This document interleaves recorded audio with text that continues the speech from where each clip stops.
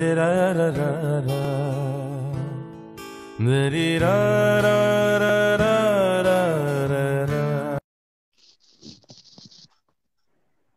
নমস্কার, শুভ সন্ধ্যা বন্ধুরা। আপনার সামনে আমি উপস্থিত হয়েছি আবির মুখোপাধ্যায়, আবির্ভাব নিবেদিত আড্ডা আসর 10তম পর্বে।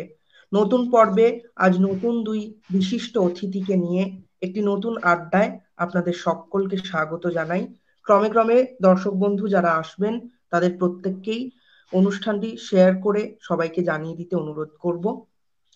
এই মুহূর্তে আমরা বিলম্ব না করে পরিচয় পর্ব সেরে নেব। আমাদের একদম আজকের অনুষ্ঠানের মূল দুই অতিথি যাদের আমরা আমন্ত্রণ জানিয়েছি আজকে, তারা দুজনেই পুরুলিয়ার নিবাসী। আজকে আমরা পুরুলিয়ার কবিতা নিয়েও আলোচনা করব। তাদের প্রত্যেকের কবিতা জীবন এবং নানা রকম গুরুত্বপূর্ণ কবিতা সংক্রান্ত আলোচনা নিয়েই আজকের অনুষ্ঠান চলবে। আজকের পর্বের দুই অতিথি, তাকে আমরা পরিচয় করিয়ে দিই। এরপর আমি পরিচয় করিয়ে দিচ্ছি পুরুলিয়ার এক অন্যতম মানে বিশিষ্ট কবি, তরুণ কবি, প্রতিভাবান কবি দয়াময় মাহান্তি। দয়াময় দা, তোমাকে স্বাগত জানাই আমাদের অনুষ্ঠানে। শীতকালীন শুভেচ্ছা। নমস্কার। আবির্ভাবের এই যে পেজ, এটা যারা দর্শক আজকে আমাদের শুনবেন, প্রত্যেককে আমার শুভেচ্ছা, ভালোবাসা। এবং আজকে আমাদের এই পেজের তরফ থেকে আমন্ত্রণ করার জন্য অতিথি হিসেবে আবির্ভাবকে এবং যারা এই পেজের সঙ্গে যুক্ত তাদের প্রত্যেককে আমাদের ধন্যবাদ ও কৃতজ্ঞতা। তোমাকেও অসংখ্য ধন্যবাদ জানাই আজকের অনুষ্ঠানে উপস্থিত হওয়ার জন্য, আজকে আমাদের আমন্ত্রণ গ্রহণ করার জন্য। আমি কবিতা দিয়েই আমাদের অনুষ্ঠান শুরু করছি। এবার আমি দয়াময়দার কাছে আসব, একইভাবে কবিতাতেই আসব। দয়াময়দা, তোমার কবিতা দিয়েই আজকের তোমার কথা বলা শুরু হোক। শিকইয়া বলে আমার একটি কাব্যগ্রন্থ আছে, সেই কবিতা থেকে আমি একটি কবিতায় এখন পড়ছি শুরুতে। তারপর ধীরে ধীরে অনুষ্ঠান যত এগিয়ে যাবে আমরা তখন আরো একটি দুটি করে কবিতা পড়ব। কবিতাটির নাম চাষার বেটার কবিতা। জয়ের কবিতা বা বিনয়ের কবিতা নয়, এ কবিতা আমার। আমি এক শান্ত কৃষকের অস্থির বালক, তবু একটি খেলনা বাঘ পেতে আমাকে অপেক্ষা করতে হয় আষাঢ় থেকে অঘ্রাণ পর্যন্ত। একটি নতুন জামা পেতে এক দুর্গাপুজো থেকে আরেক দুর্গাপুজো। যৌবনে এসে একটি ভালোবাসার জন্য বিক্ষুব্ধ হয়েও স্থৈর্য ছাড়া কোনো শুশ্রূষা নেই আমার। এখন এই বৃষ্টি মাসে জল ও কাদা লেগে আমি যখন প্রকৃতই চাষার বেটা হয়ে উঠতে চাইছি, আমাকে সংযত হতে বলো না হে বাংলা কবিতা। বলতে দাও, ভাঙতে দাও আমাকে, বৃষ্টিতে গলে গলে ক্ষেতের অবাঞ্ছিত ঢেলা মাটির মতো। মাটিকে ঢেলা করে ইট হয়, ইট দিয়ে ইমারত সভ্যতা। মাটি ঢেলা হলে কিন্তু কৃষকের ক্ষতি, আবাদের লোকসান। আমাকে তাই ভাঙতে দাও, গলতে দাও। আমার শরীরের উপর প্রকৃতই ধান গাছ লক লকিয়ে বেড়ে উঠুক। আমার কবিতা বৃষ্টি হোক খেতে খেতে। ধান চাষে অতি সংযত বৃষ্টি হলে চলে না।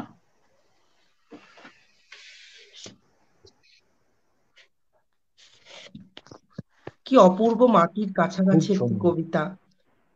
অত্যন্ত সুন্দর একটি কবিতা বললে দয়াময়দা। আরো একটি কবিতা শুনতে ইচ্ছা করছে। আরেকটি কবিতা আরো এই একটি কবিতা। কাব্যগ্রন্থের, হ্যাঁ এই কাব্যগ্রন্থের আরেকটি কবিতা আমি পড়ে শোনাচ্ছি। অনেকটা এই কবিতার সাথে রিলেটেড হবে, মানে ওই একই সময়ে লেখা হলে কি হয়, একটা সূত্র থেকে যায় কবিতাগুলোর মধ্যে।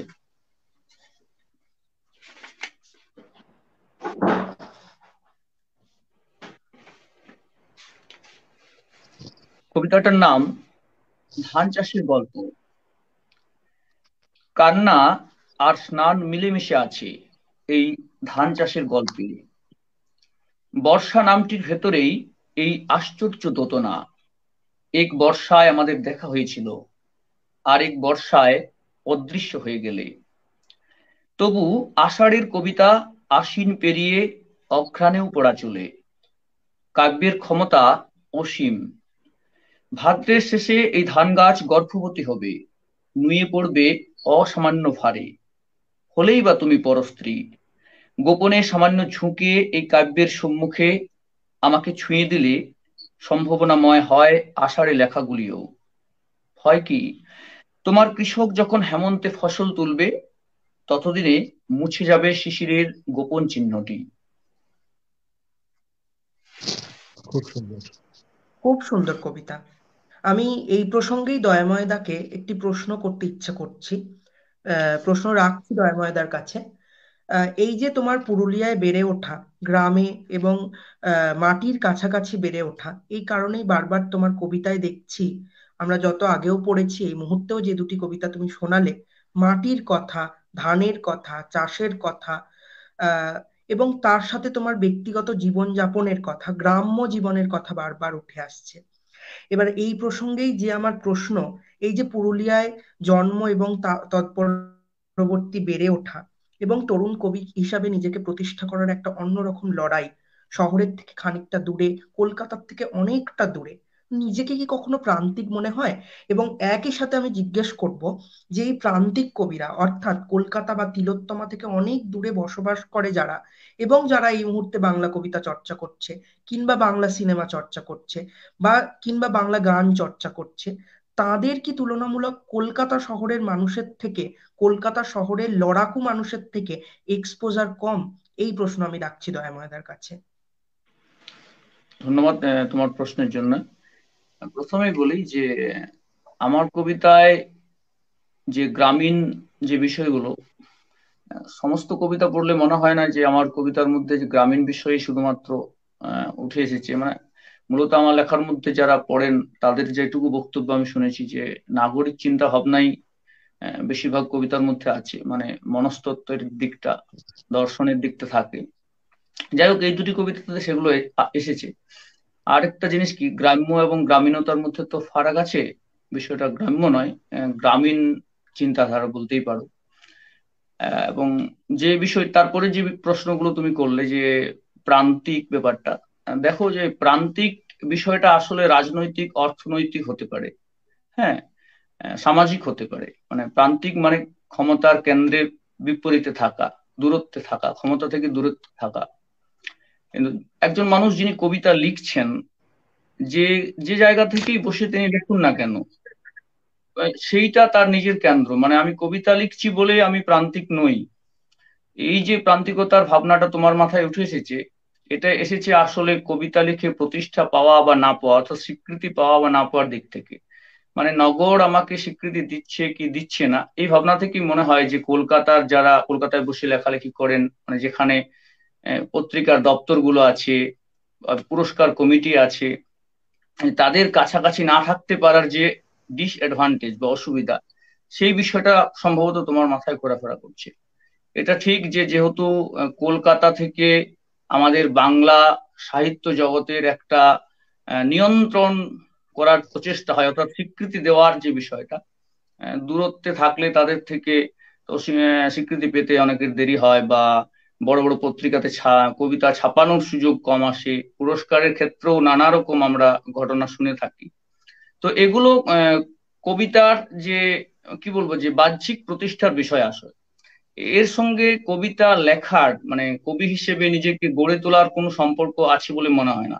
এবং আমার মনে হয় যে আমরা যারা দূরে থাকি বাংলা কবিতার ওই নির্দিষ্ট কেন্দ্রটি থেকে, মানে বাজার কেন্দ্রটি থেকে, তারা কিন্তু একদিক থেকে সৌভাগ্যবান। মানে আমরা ওই যে কচকচানির মধ্য থেকে অনেক দূরে না, এর ফলে আমাদের নিজের কবিতা লেখাতে মনোনিবেশ করাটা অনেক সহজ হয়। এবং আমরা একটা সত্যিকারের কাব্যিক পরিবেশের মধ্যে থাকি, একটা নির্জন নিভৃতে বাস করার সুযোগ পাই। আর ওখানে থাকলে আমার মনে হয় যে কবিতার জন্য প্রতিষ্ঠার দৌড়টাই বেশি হয়, লেখার যে জন্য যে সাধনার সেই সুযোগটা একটু হলেও কমে। অবশ্য তার মানে এই নয় যে শহরে বসে কেউ সাধনা করছেন না, প্রচুর মানুষই সাধনা করছেন, এবং তিনি সেই অর্থে তখন প্রান্তিক, মানে ওই প্রতিষ্ঠার দিক থেকে তখন তিনি প্রান্তিক, যদি তুমি বলো যে কেন্দ্র থেকে তারা দূরে। তো এখন তোমাকে দেখতে হবে যে আমি কবিতা লিখছি, আমি কি চাইছি, আমি একটা ভালো কবিতা লিখতে চাইছি নাকি আমি ওই খ্যাতিটা পেতে চাইছি। যদি বলো খ্যাতির লড়াই, তাহলে আমরা খ্যাতির দিক থেকে আমরা প্রান্তিক অবস্থান আমরা করছি, মানে প্রান্তিক জায়গায়। কিন্তু যদি বলো ভালো কবিতা লেখার দিক থেকে, তাহলে আমরা কেউ প্রান্তিক নই, সবাই নিজের নিজের কেন্দ্রবিন্দু থেকে লিখছি। লেখার চেষ্টা করে চলেছি। সেই অর্থে আমার মনে হয় যে পুরুলিয়া থেকে যে আমি লিখছি এতে আমার কোনো সমস্যা হয়নি, কারণ আমার তো আর ওই ধরনের খ্যাতি বা প্রতিষ্ঠানে এখন তো মাথায় কিছু আসেনি, এখনো পর্যন্ত আসেনি স্টিল টুডে। ফলত আমার কাছে ওটা প্রান্তিক সমস্যা নয়, মানে আমি প্রান্তিক নই সেই অর্থে।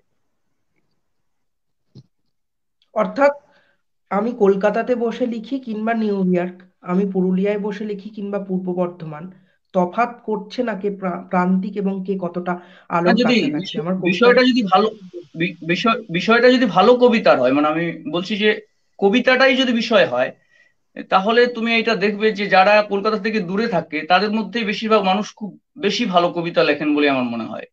কবি খোদ কলকাতাতেই বাস করছেন, অসাধারণ কবিতা লিখছেন এমন সংখ্যা কম, এটা তো স্বীকার করতে হয়। কেন এমন হচ্ছে?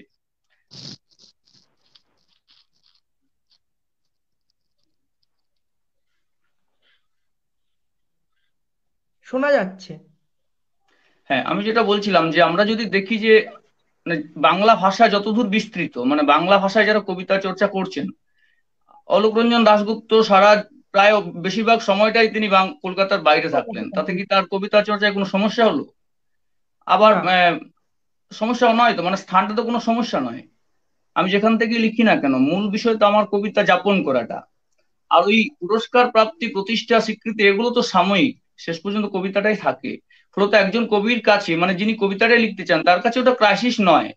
কিন্তু কবিতার সাথে সাথে প্রচার, বিজ্ঞাপন, পুরস্কার, প্রতিষ্ঠাও যদি একজন মানুষ চান, তাহলে কিছুটা ক্রাইসিস অবশ্যই, সেই অর্থে অবশ্যই ক্রাইসিস। কারণ যে দলাদলির ব্যাপার আমরা জানি, সবাই জানে, আজকে তো এটা ওপেন সিক্রেট যে সবাই জানে কি ঘটে ওখানে। তো সেটা পেতে যদি বলো যে সেটা তো তুমি আমাকে অনেকেই বলেন যে তুমি যদি চেপুয়াতে মানে পুরুলিয়াতে না থেকে কলকাতাতে থাকতে তাহলে আজকে অমুক কবি হয়ে যেতেন, এত বড় কবি হয়ে যেতেন বা যেতে। আমি বলি দেখো, আমার তো সেটা লক্ষ্য নয়, তাহলে নিশ্চয়ই সেখানে থাকতাম। আমার কবিতা লেখাটাই মানে কবিতা যাপন করাটাই আমার ইচ্ছে, তো সেইটুকু করি, তাতে কোনো বাধা হয়নি। বেশ, বেশ, তোমার বক্তব্য আমরা শুনলাম। আমরা একটু কমেন্টেও চলে যাচ্ছি। অর্জুন চক্রবর্তী বলছে, নমস্কার জানাই দয়াময় বাবুকে ও গৌতম বাবুকে, আর আবিরদাকে অনেক ভালোবাসা। ধন্যবাদ তোমাকে অর্জুন। আমরা এই মুহূর্তে দয়াময়দার কাছে যাব। দয়াময়দা, আমার একটি প্রশ্ন থাকবে, তারপর আবার আমরা কবিতায় আসব। এই যে তরুণ কবি, তুমি একজন তরুণ কবিদের মধ্যে অন্যতম, যিনি তরুণ কবিদের পথপ্রদর্শকও বলা যায়। একাধিক সম্মাননা তুমি পেয়েছো, একাধিক কাব্যগ্রন্থ, প্রবন্ধ গ্রন্থ, গদ্য গ্রন্থ তোমার ঝুলিতে রয়েছে, সেসব যথেষ্ট পরিচিত। সুতরাং একজন তরুণ কবি হিসাবে আর একজন সদ্য তরুণ কবি বা লিখতে আসা নতুনদের প্রতি আমার একটা জিজ্ঞাসা থাকবে, তোমার উত্তর। যে এই যে নতুনরা যারা লিখছে তারা তো অনেক অগ্রজদের কবিতা পড়ছে, ভালো কবিতা, খারাপ কবিতা, সুন্দর কবিতা, অসুন্দর কবিতা, কবিতা না হয়ে ওঠা কবিতা, অকবিতা, প্রচুর রকমের কবিতা পড়ছে।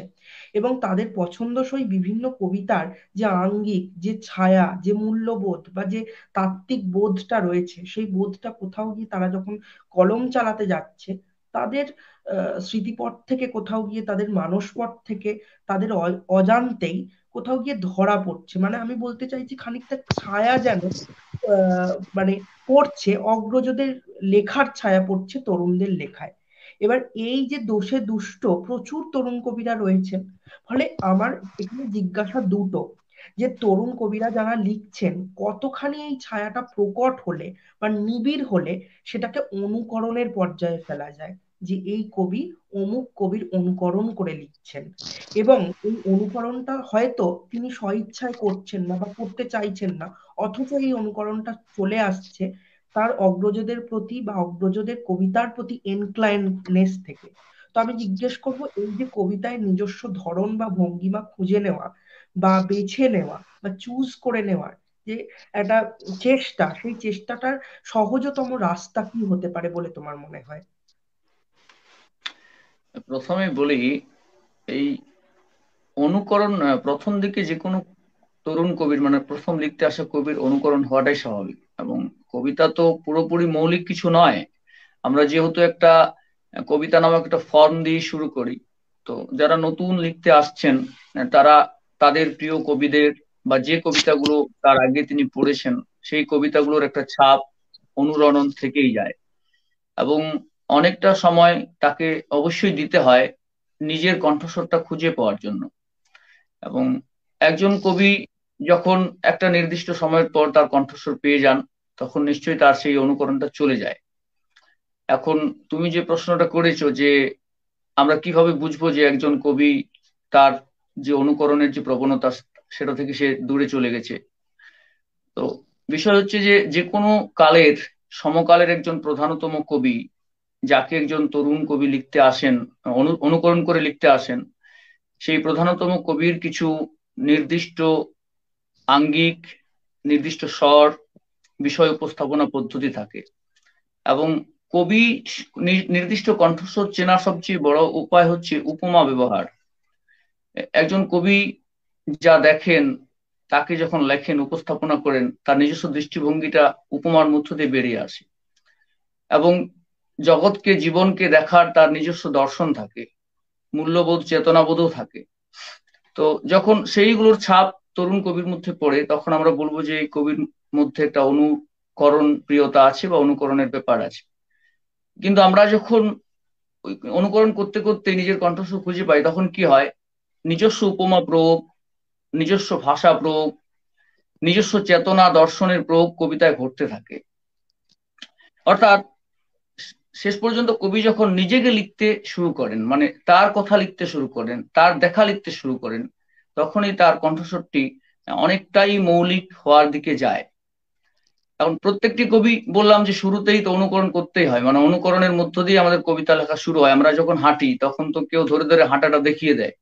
একটা একটা গরুর বাচ্চা, মানে বাছুর, সে যখন প্রথম খায়, সে কিন্তু খাওয়ার জন্য খায় না, মাকে নকল করার জন্য খায়। মানে ওই যে খড়টা সে মুখে তুলে নিচ্ছে, এটা কিন্তু খাওয়ার জন্য নয়, খিদে নেই তার পেটে, মা খাচ্ছে সেও খাচ্ছে। তো এই অনুকরণটা মানে কোনো দোষ নয়, এই অনুকরণ প্রয়োজন আছে। কিন্তু তারপর ধীরে ধীরে আমরা লেখি কিসের জন্য? অ্যাকচুয়ালি একজন মানুষ কবিতা প্রধানত লেখে কিসের জন্য? প্রধানত লেখে নিজের কথা বলার জন্য, নিজেকে প্রকাশ করার জন্য। আমরা যদি নিজেকে প্রকাশ করতে শুরু করি, তখন দেখা যায় যে আমাদের লেখা আপনা থেকেই মৌলিক হয়ে গেছে। এর জন্য যে খুব চেষ্টা করা বিশাল কিছু ব্যাপার স্যাপার নয়, আমাদের প্রত্যেকের মধ্যে একটা মৌলিক জীবন আছে। তো আমার জীবন অন্যের জীবন থেকে সামথিং ডিফারেন্ট হবেই, এই ডিফারেন্ট টুকুটাই মৌলিক, মানে আমি সেটুকুকে লেখার জরুরি, সেটাকে খোঁজার জরুরি। আর সবচেয়ে সমস্যাটা কি হয় জানো তো? সব থেকে সমস্যা হয় আমরা সবাই বিখ্যাত হতে চাই, কবিতা লিখতে এসে বিখ্যাত হতে চাই। বিখ্যাত হওয়ার প্রবণতায় আমাদেরকে অনুকরণ করার দিকে ঠেলে দেয়। মানে ওই কবি এইভাবে লিখে খ্যাতি পেয়েছেন, তাহলে আমি এইভাবে অনুসরণ করলে আমিও খ্যাতি পাবো, এই ধারণা থেকে। কিন্তু ওখান থেকে সরে এসে আমরা যদি ভাবি আমি আমাকে লিখবো, আমি আমাকে লিখবো ভাবতে ভাবতে, মানে আমার জীবনটাকে আমি যদি খুঁজতে শুরু করি, অন্বেষণ করতে শুরু করি, তাহলে আমার মনে হয় মৌলিক কবিতার দিকে আমরা অনেকটা এগিয়ে যেতে পারবো। তারপর যেটা আসে যে প্রচুর কবিতা পড়ার মধ্য দিয়ে আলাদা একটা স্বর খোঁজার যে দীক্ষিত যে প্রয়াস, সেটা তার পরের ব্যাপার। কিন্তু সবার আগে হচ্ছে আত্মজীবনীটাকে মানে লেখার জন্য প্রস্তুত হওয়া, সেটাকে বোঝার জন্য প্রস্তুত হওয়া। আর পরের যে অংশটা আমি বলতে চাইবো, তুমি যেটা বললে সুন্দর কবিতা, অকবিতা, ভালো কবিতা, মন্দ কবিতা, এইটা আমি মনে করি যে ওই অকবিতা বা মন্দ কবিতা বলে কিছু হয় না। সমস্ত কবিতাই ভালো কবিতা, মন্দ কবিতা নয়। কিন্তু তার মধ্য থেকেই যুগের চিহ্ন বহনকারী যে কবিতাগুলো, সময়ের চিহ্ন বহনকারী, সময়ের চিহ্নকে বহন করেও যে কবিতাগুলো মানে চিরকালের হতে পারে, সেগুলোই এগিয়ে থাকা কবিতা। কিন্তু কবিতা আবার মন্দ হয় কি করে? ধরো একজন মানুষ তার নির্দিষ্ট চেতনা, তার অভিজ্ঞতা, তার চিন্তন দিয়ে একটি সৌন্দর্যকে ধরার চেষ্টা করছেন, তিনি তার মতো করে ধরার চেষ্টা করছেন, আরেকজন তার জন্য পাঠক রেডি আছেন, তার মতো সমমনস্ক পাঠক সেই কবিতায় আনন্দ পাবেন, তো তার কাছে সেটা ভালো লাগবে। আমরা যদি ফুকোর ভাষায় বলি যে জ্ঞান কি করে, জ্ঞান বড় নিষ্ঠুর, সে অজ্ঞানকে মানে কি বলবো, দাবিয়ে দিতে চায়, তার উপর একটা মৌলবাদী ক্ষমতা জাহির করতে চায়। তো আমি কোন প্যারামিটারে বলবো যে ওর কবিতাটা মন্দ কবিতা? আমার তো প্যারামিটার নেই কিছু। আমি কি জানি আগামীকাল আমি যেটাকে ভালো বলছি সেই কবিতা পিছিয়ে পড়বে? আমি কি জানি? আমি বলতে পারি না যে এটা পিছিয়ে পড়বেই কি পিছিয়ে পড়বে না। তো সেই দিক থেকে সব কবিতাই ভালো কবিতা। কিন্তু আমাদের যেটা ওই তোমার কথা থেকে উঠে এলো যে একজন তরুণ কবি কিভাবে অনুকরণ প্রিয়তা কাটিয়ে উঠবে, সেইটার সূত্র ধরে আমি বলছি যে নিজেকে লেখো, নিজেকে লেখো, নিজেকে উজাড় করে দাও, নগ্ন করে দাও, তারপর তাহলেই মৌলিক স্বর তুমি খুঁজে পেয়ে যাবে। খুব খুব অসাধারণ বক্তব্য আমরা শুনলাম দয়াময়দা, খুব গুরুত্বপূর্ণ কয়েকটা কথা বললে। এবং তোমার মতে এই যে কবিতা বা না কবিতা বা মন্দ কবিতা, এই ধরনের কিছু ব্যারিয়ার তুমি রাখলে না, কিছুটা এগিয়ে যুগপৎ কিছু কবিতা এবং যুগের চেয়ে পিছিয়ে থাকা কিছু কবিতা এ হতে পারে, কিন্তু আলাদা করে কবিতার ভালো মন্দ তুমি বলতে চাইলে না। এর আমি সাথে আমি আমাদের যেটা বলতে চাইলাম যে আমরা কারোর কণ্ঠকে দমন করতে পারি না মন্দ ঠিক, কবিতা বলে। কিন্তু তার কবিতার প্রয়াসকে শ্রদ্ধা জানানোর জন্য তাকে কখনোই মন্দ বলা যায় না। না, হয়তো তাকে আরো বেটার লেখা যেতে পারে, আরো সুন্দরভাবে কবিতাটাকে প্রেজেন্ট করা যেতে পারে, তার প্রেজেন্টেশনে কিছু ভুল থাকতে পারে, চর্চার কিন্তু মধ্য দিয়ে। কবিতার মধ্য দিয়ে।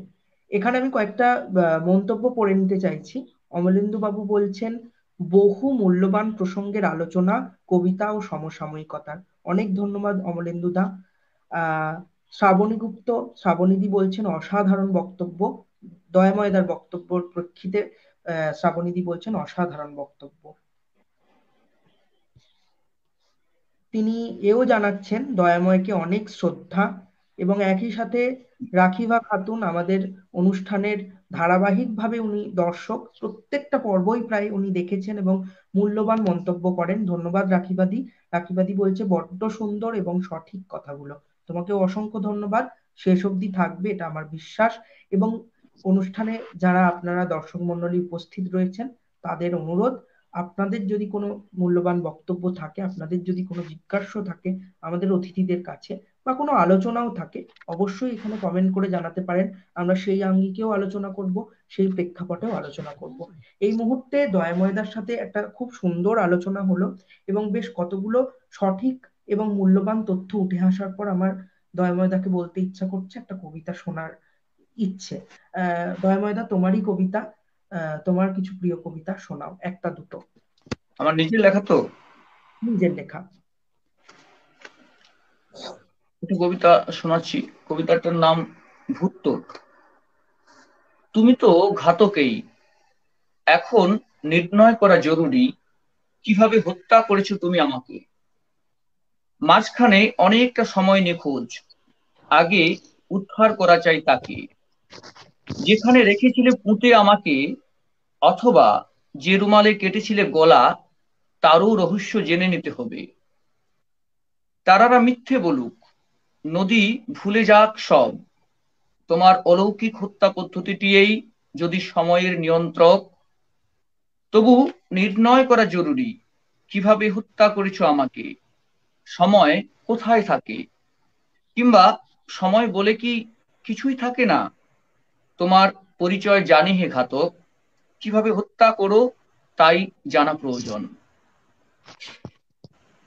আরেকটা কবিতা পড়ছি। দুটো কবিতা বললো তাই তো? একদম একদম পড়ো। একদম, খুব সুন্দর কবিতা। আরেকটা কবিতা পড়ছি, কবিতাটির নাম মুহূর্ত।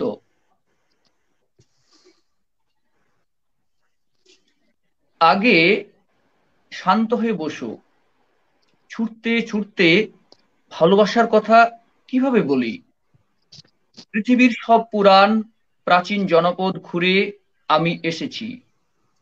আমার সর্বাঙ্গে দেখো কত বিচিত্র চিত্র, রূপ রং আঁকা। আমার ভেতরে তবুও আমি একা। তারপরেও আমি উচ্চারণ করি, হে প্রেম, হে আনন্দ। সে এক সত্য আর সব মিছে। আগে শান্ত হয়ে বসো, দুটো কথা বলি। দুটো গাছ দেখি, দুটো পাখি দেখি, জল দেখি টলমল।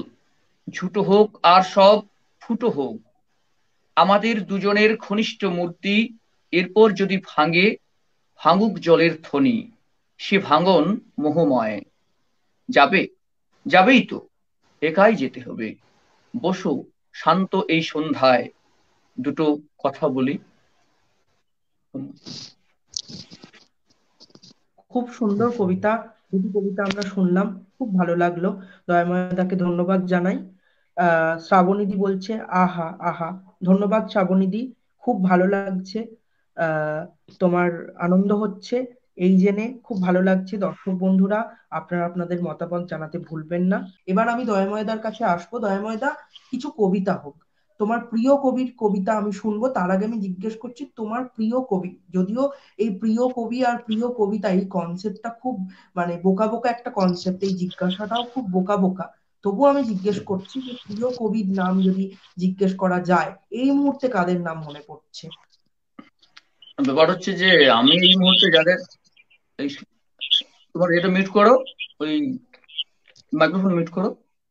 হ্যাঁ, বিষয়টা হচ্ছে যে এই মুহূর্তে আমার যাদের নাম মনে পড়বে হয়তো আর যাদের নাম মনে পড়বে না তাদের মধ্য থেকেও প্রচুর প্রিয় কবি থেকে যাবেন। ফলত এই নাম মনে করাটা এক ধরনের কি বলবো যে একটা বিতর্কের বিষয়। তো আমি মূলত কবিদের নাম দেখে নয়, কবিতা দেখি, কবিতা পড়ি। আমি দেখেছি যে অনেক অনামা কবি আছেন যাদের অনেক কবিতা এত ভালো যে যারা বিখ্যাত কবি বা নাম করেছেন এমন কবিদের থেকেও তাদের কবিতা বেশি ভালো হয়। আর সত্যি কথা বলতে কি যে আমরা যারা কবিতা চর্চা করি দীর্ঘকাল ধরে, যে কবিতা চর্চা করার মধ্য দিয়ে দেখি যে প্রতিনিধি স্থানীয় কবিতা প্রত্যেকেরই সীমিত হয় আর কি। মানে ধরো রবীন্দ্রনাথ ঠাকুর যে এতদিন ধরে কবিতা চর্চা করেছেন তার কি সব কবিতাগুলোই প্রতিনিধি স্থানীয়? তাও তো নয়। হ্যাঁ, ফলত সেই অর্থে নাম করার কিছু নেই আলাদা করে। তবু আমি কয়েকজনের বলতেই পারি যে মোটামুটি আমি তাদের অনেক বেশি কবিতা, ভালো কবিতা পেয়েছি তাদের লেখার মধ্য দিয়ে। যেমন ধরো উৎপল কুমার বসুর কবিতা আমার ভালো লাগে। হ্যাঁ, শম্ভু রক্ষিতের কবিতা ভালো লাগে, রবীন্দ্র কুমার আচার্য চৌধুরীর কবিতা ভালো লাগে, দেবদাস আচার্যের কবিতা ভালো লাগে, শঙ্করনাথ চক্রবর্তীর কবিতা ভালো লাগে। নাম শেষ হবে না, তালিকা শেষ হবে না। হ্যাঁ, তো আমি এই মুহূর্তে উৎপল কুমার বসুর এক দুটো কবিতা পড়ি। বেশ বেশ।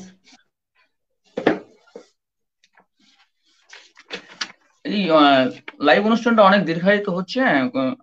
একটা কবিতা পড়ছি। একটা কবিতাটির নাম শীতকাতর ঘুমের ভিতর গভীরতর শীতের ঘুম আছে। জাগো, ঢেউ এসে নাড়া দেই বটের শিকড়ে, জল স্পর্শে আছে নদী তীর। জাগো, ফুঁ দিয়ে ওড়ানো ধুলো বই থেকে হাতের ছাড়ন নুয়ে আছে। সাম্প্রতিক হৃদয় হেলানো দেখে হেসে বলছে তুমি নাকি এসেছো তো। জাগো, বিধুর দেহাতি গানে চৌকিদার লাঠি দিয়ে ভাঙছে আঁধার। রাত শেষ হলো, শীষ কান পেতে শুনছে কুকুর। খাড়া কান আরো এক অতি জাগতিক ঘূর্ণির লাটিমে শোনে পৃথিবী ঘোরার শব্দ, তারই কক্ষপথ। জাগো, ছাতারে পাখির নেড়ে, হে অবরহিতেশ্বর, তুমি উঠেছ অনেক ডাল থেকে ডালে। হাতে গুঁড়ো হলো ডিম, তুমি কেমন বট হে সখা ডিম চোর। জাগো, ভিজে চুল হারানো বালক, দূর বাংলার কাশবনে ভিড়েছে নির্জন নৌকা। আমরা সমুদ্র যাত্রী, তোমাদের কেউ নেই, কারো আত্মীয় নই। তাম্রলিপ্তি থেকে এভাবেই চলে যেতে হয় প্রবাসে ও জীবন মরণে।